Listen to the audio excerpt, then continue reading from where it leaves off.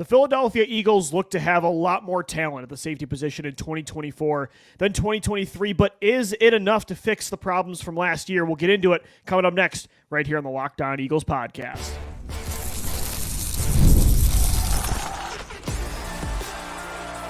You are Locked On Eagles, your daily Philadelphia Eagles podcast, part of the Locked On Podcast Network, your team every day. What's going on, Eagles fans? Welcome into this Thursday edition of the Locked On Eagles podcast. I'm one of your two hosts, Louis DiBiase, joined as always by Gino Camilleri. We thank you so much for making Locked On Eagles your first listen each and every day. Today's episode is brought to you by Game Time. Download the Game Time app, create an account, and use our code LOCKEDONNFL for $20 off your first purchase. Terms, of course, do apply. We continue our positional previews today with safety, and we finish things off tomorrow on Friday with cornerback. And, Gino, safety is a position for the Eagles over the years. It's not like linebacker. They've had some bona fide studs at this spot. Of course, we grew up watching Brian Dawkins, and then there was a lull for a little bit, but then you had Malcolm Jenkins for 5-6 years being the leader of your defense. Rodney McLeod, to me, was one of the most underrated Eagles defensive players of that Super Bowl era. And then, of course, you had Chauncey Gardner-Johnson in 2022. It's kind of in the middle of, I don't think Howie Roseman takes an approach to safety like he does running back or linebacker, but he also doesn't invest in it as much as like the island positions, right? Tackle, receiver, quarterback, corner. There's been a middle ground. There's been some years where he tries the Band-Aid approach of an Anthony Harris, tries to sign Marcus Williams to the biggest contract of any free agent safety. And then there's kind of the middle ground of like the last 2 years where he waits till the last minute to trade for a Chauncey Gardner-Johnson, a Kevin Byard. This year, I thought he was a lot more proactive than the last 2 years. And I think when they're healthy, this trio they have right now of CGJ, Sidney Brown, and Reed Blankenship, it could be really good. It should perk your eyebrows up at the opportunity that this safety group is going to give the rest of this defense to get back to their ways in 2022. Because the position that made me fall in love with football, the player that made me fall in love with football, it was Brian Dawkins. Mm-hmm. He solidified what it was to play that position, a position where you can have your eyes downhill, and no matter what, he's going to get to the football and make a physical impact down in and down out. Now, turn to 2023. What were they lacking in that element, Lou? They didn't have that physicality, that game-changing element. Not even close.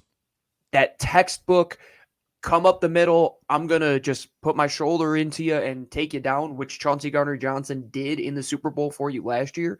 They didn't have that guy. And to come from a world of Malcolm Jenkins and Rodney McLeod when that duo was so good together. And then before that, you had Brian Dawkins. But for a time, you were trying to replace that position. And one thing I always look at safety is that the variance between the very good years when the Eagles actually invest in this position versus, actually, you can't even say when they invest in this position, because if you look at Nate Allen, Jaquin Jarrett, they tried, but when they have high-level play at that position versus, let's say, some average play, there is a clear difference in how the defense looks. It's not running back or linebacker. It kind of annoys me, Gino, when people throw safety in that group. Like, yes, again, it's not receiver, corner, quarterback, but in the modern day NFL, when there's so many versatile offensive weapons, this position is crucial to me on defense. To me, it's puzzling how... It depends on how you use them, I guess, right? The scheme, I guess, depends on the value of it. That's fair, but when you look at what safeties do and how much money cornerbacks are getting, and you're saying at the same time, are there any cornerbacks that are defending Travis Kelce, who might be the number one receiving weapon in the NFL? No, that's going to go to your bigger-bodied Kyle Hamilton type of safeties. Sure. So why aren't these safeties getting the money that cornerbacks are? And at the same time, they also have to go and play linebacker. It is the quarterback of the defense. Mm-hmm. You have to be able to be a freak athlete to where you can probe the back end like a hawk. You have to have instinctual ball skills to where you can make a play on the ball like that, because you are one of the few guys with your eyes to the quarterback. You have to be physical like a linebacker, athletic like a cornerback, but we're still severely underpaying this position. But Howie Roseman, Lou, he is wise, and he figured out we can't do what we did going into 2023 where we just do not address this position at all. We have to have some playmakers, some guys that are going to make an impact. in the pass game, in the run game. And it all starts with a guy in the middle of your defense in Chauncey Gardner-Johnson with that number 8 on his back now. Yeah. He's going to be the guy that should be the captain of this defense for however many years he is here in Philadelphia, in my opinion. Yeah, and he tried to take that big swing at the trade deadline, the Kevin Byard move. I respected the aggressiveness there. Of course, we know it didn't work out, and Byard was just a guy. We could see he definitely lost a step from a few years ago when at Tennessee he was with the Titans, one of the best safeties in football. Like, he wasn't that guy. But you're right, in the offseason, it's crazy the extreme he took it to, where not only did he let both starting linebackers walk, but he also couldn't get a deal done with Chauncey Gardner-Johnson, and then his main move was bringing in Terrell Edmonds. It was going to be him and Reed Blankenship. Like, that just wasn't enough, and it wasn't even enough to get by. But you want to do more with safety than just get by. It's not linebacker. And I think it was so obvious Chauncey Gardner-Johnson missing from the defense last year was one of the main reasons you weren't the same team. Not just because of all that different hats he can wear and the turnovers he forced 2 years ago, but the energy he brings now, the vocal leadership it seems like he's bringing to a young defensive backfield. CGJ, again, I almost think because of all the moves they've made on defense and all the young players and the question marks we're discussing, CGJ's role and just his presence almost goes a little underlooked. And you could maybe say that about all 3 safeties on this football team. He's young, but he's a veteran, man. He got drafted very young, 27? And he's been in the league now for this will be his 6th He was drafted in season. 2019, yeah. So he's a guy that you talk about the veterans that are going to help mold the youth. I mean, look at what he did with Reed Blankenship in his rookie year. Yep. If you don't Sounds like he's been very hands-on with Cooper DeJean so far during OTAs, Gino. CGJ was 100%. Talking to him a lot. Yeah. If you don't think he has kind of figured out his role now, and if you hear the way that CGJ has talked from his time previously in Philadelphia until now, he has matured. I mean, drastically. I agree, actually. Yeah. And I think he understands how important he is to Philadelphia. And there's never been a player made in a lab better to be a Philadelphia Eagle than Chauncey Gardner-Johnson. Yeah, he's a psychopath. You're not going to convince me otherwise. He is a guy that's going to talk your ear up, but he's going to back it up. He was the best defensive player for you in that Super Bowl, Agreed. Bar none. And to me, Lou, having a safety like that is like having your queen on the chessboard. And when that queen got knocked off in 2023, you didn't have anybody that positionally could cover the whole board, cover the whole field. Nope. And what was the one thing that Chauncey Gardner-Johnson brought to that team that Howie Roseman rather did not make up in the guys that he acquired? Turnovers.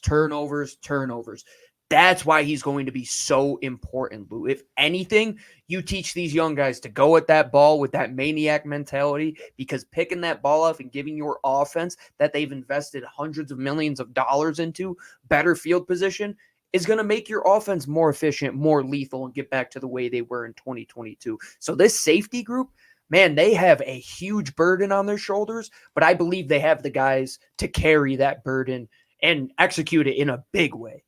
I think so too, and I think all 3 players could wear different hats. I think the roles of all 3 are kind of unknown right now. We're going to get into that coming up next. How is Vic Fangio going to use these safeties? Don't go anywhere. We'll be right back right here on the Locked On Eagles podcast. Today's episode of the Locked On Eagles podcast is brought to you by eBay Motors. Passion, drive, and patience. The formula for winning championships is also what keeps your ride or die alive. eBay Motors has everything you need to maintain your vehicle and level it up to peak performance. Superchargers, roof racks, exhaust kits, LED headlights, and more. Whether you're into speed, power, or style, eBay Motors has you covered. With over 122 million parts for your number one ride or die, you'll always find exactly what you're looking for. And with eBay Guaranteed Fit, your part is guaranteed to fit your ride every time or your money back. Because with eBay Motors, you're burning rubber, not cash. With all the parts you need at the prices you want, it's easy to make your car the MVP and bring home huge wins. So keep your ride or die alive at ebaymotors.com. Eligible items only. Exclusions do apply. eBay Guaranteed Fit only available to U.S. customers. Thanks so much for making Locked On Eagles your first listen each and every day. Guys, you watching Fox Sports or ESPN on your TV all day, got to turn down the volume with all the shouting. Make the switch to Locked On Sports today. It's a free 24/7 sports streaming channel programmed for you every day to bring you the biggest stories without all the screaming. Locked On Sports today brings you can't-miss analysis, opinions, and news, streaming 24/7 on YouTube or the free Amazon Fire TV channels app. Part of the Locked On Podcast Network, your team every day. We are talking safety today as we continue our positional preview. Chauncey Gardner-Johnson, Reed Blankenship, Sidney Brown. That's going to be the big three eventually. Of course, we know right now, Sidney Brown, Gino, he's coming back from a torn ACL that he suffered at the end of last year, so might not be ready for week one, although he looks pretty good. Saw him running off to the side during OTAs on social media. Looked like he was running pretty good. He sounded pretty optimistic in one interview a few months ago that he'll be ready pretty early on in the year. And that's important. I think getting all three of those guys healthy for Vic Fangio's defense is massive because I think all three can wear many different hats. Like all three, I think, can play deep safety. I don't think you want Reed Blankenship and Sidney Brown as like a slot corner like CGJ can. I think Sid kind of had to do that last year by necessity. I think it's more let him crash downhill against the run or have him play as a deep safety. But, Gino, I think all three have versatility, and I'm super curious to see how Fangio uses them, especially CGJ. Like, if you had to say, is he more going to be used as the guy from New Orleans that was a slot corner that roamed around the formation, or is he going to be more of who he was with the Eagles in 2022, which was, until Avonte Maddox got down from an injury, he was primarily a deep safety? So the way you have to look at Chauncey Gardner-Johnson in a Vic Fangio style defense is probably close to how Justin Simmons was used. And he's going to be safety number one for you. And everything is going to kind of perpetuate around him. And he is going to be the strong side defender for a lot of these situations. He's going to be the first guy up when it comes to those matchups that you need him to defend these bigger bodied tight end, these probably bigger bodied slot receivers for you. And you can't put yourself into a corner with these guys because that's the situation you were in last year. You had Justin Evans. You tried the Terrell Edmonds thing. You had Kevin Byard, who was more of just a guy, not who he was in years past. But now you have three guys who at worst are all solid to good athletes. Reed might be, let's say, the least athletic out of the three, but compared he's still a pretty solid athlete in his own right. They're all very smart. They have explosiveness. Sidney Brown is probably the most explosive player on that back end, especially when it comes to closing on the ball downhill. Mm-hmm. So when you look at that Kareem Jackson type of role that you saw for the Denver Broncos when Vic Fangio was there, that's probably going to be one of those guys, the Reed Blankenship, the Sidney Brown, that, just go to the football, crash to the football, coming downhill. You got to defend the alley, which is going to be huge for these defensive backs in a Vic Fangio system. That area between the tackle and that wide receiver, those guys have to be rangy and they have to cover that element. But why I say CGJ should be the Justin Simmons for you is because of his ability to make plays on the football. You want him to be able to probe with his eyes and see where the quarterback is going, because he's one of those guys that is going to bait you into some of those situations where he's going to kind of underplay his hand to overplay the football on the back end. So if you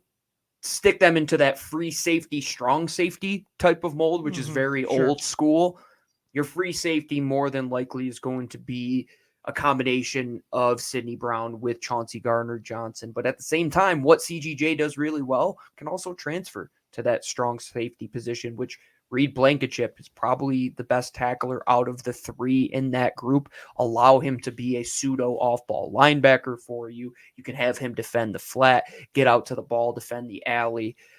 And at the same time, Lou, you still got a bunch of other role players that you could kind of add to this equation as well, where we keep saying on this show, keep the best 12 defensive backs. Well, we know that Chauncey Gardner-Johnson is going to be used as a nickel, as a star type of player.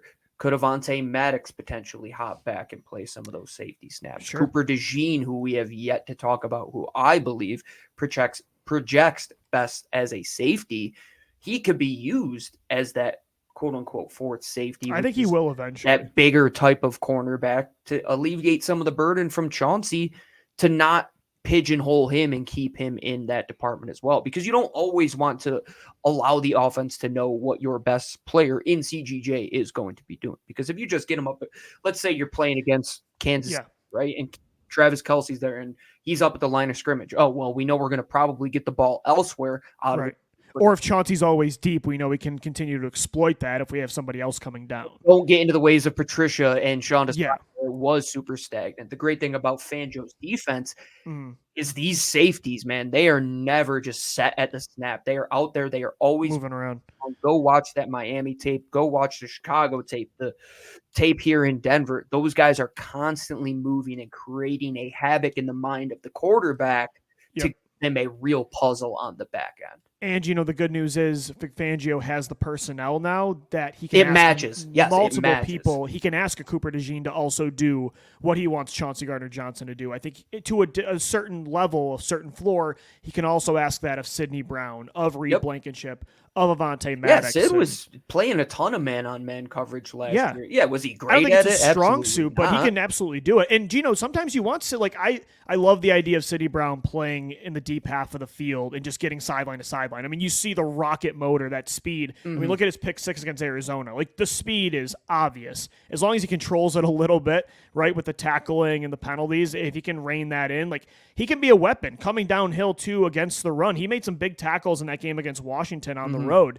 I think Sidney Brown can be used in that way. A lot of these guys can. I'm super fascinated to see the roles they have. And that, again, you're right. Like, last year, none of those players presented that kind of versatility. And so you kind of just had to have each guy at one spot. And you really, the scheme didn't have much creativity, but the players really, it just was a perfect nightmare of just vanilla secondary, vanilla safety play.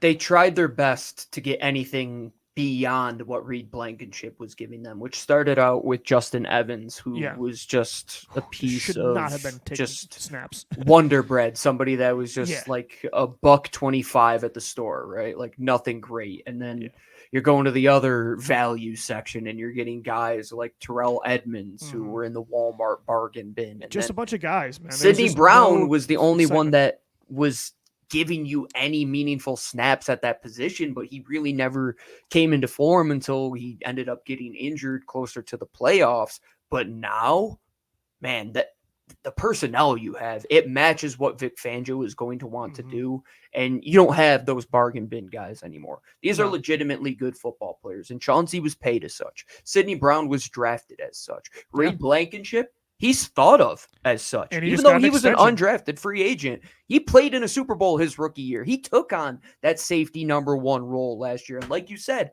he got that extension. So these guys, they have a huge burden, but that personnel, it cannot be said enough how much better it is. Even though a lot of it is the same when you look at it, Sid, Reed Blankenship, on paper, that's 2/4 of your defense from last year. Sure.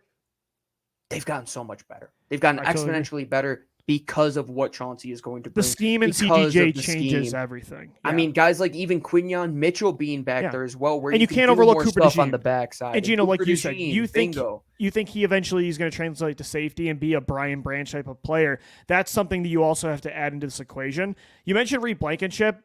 Again, he stepped up last year when there was really nothing else at this position and showed he could be a steady presence as a top 2 safety. And he was that 2 years ago as well. I will say, in an ideal world, a perfect scenario plays out, he probably is your 3rd safety, though. I think the upside of Sidney Brown and Chauncey Gardner-Johnson, I prefer at the end of the year that those are your 2 best players in this position because that means Sid panned out. And I think, again, Reed is a very good player, has a super high floor, right? And I think he's going to have a role in this defense for a very long time. But I think Sid's a special talent. Like, I think that explosiveness is really enticing at this spot. I would hope at the end of the year, he's one of the 2 best players at this position.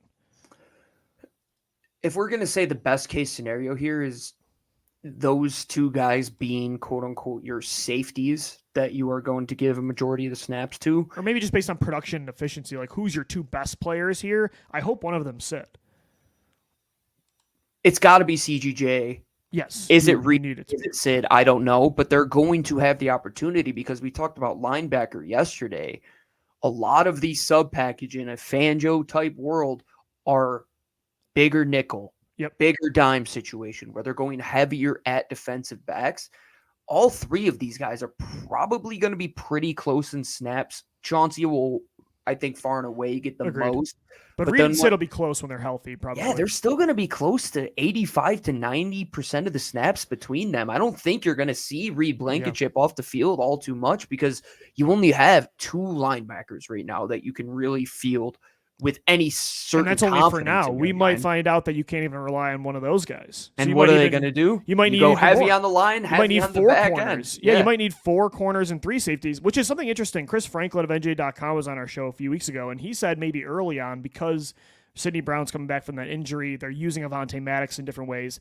They might throw out some packages where you see at least 4 cornerbacks out there, and that could be a Maddox Definitely. playing safety, but you could also see some times where not only do you have Slay and Quignon and maybe DeJean out there, but also a Ringo or Rogers. Fangio is going to use a lot of defensive backs, and that's, at least for me, that's music to my ears.